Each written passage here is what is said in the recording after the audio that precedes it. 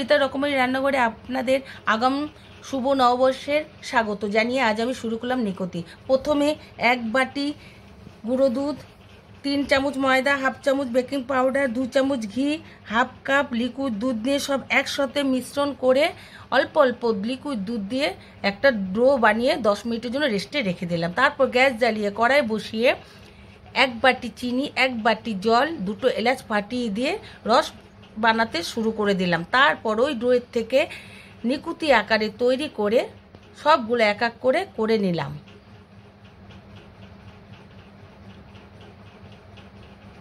এভাবে সবগুলো নিকুতি তৈরি করে নিলাম।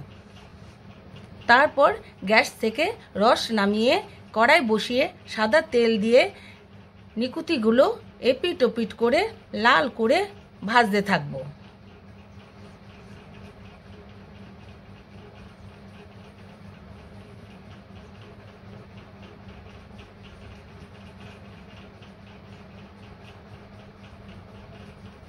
ভাজা হয়ে গেলে তুলে নিয়ে একটা বাটির মধ্যে তারপরে রসে ডুবিয়ে দিয়ে কিছুক্ষণ বেশ রাখতে হবে রসে। তারপরে বাটিতে তুলে নিয়ে নিলাম। আমার রান্নার চ্যানেলটি যদি ভালো লাগে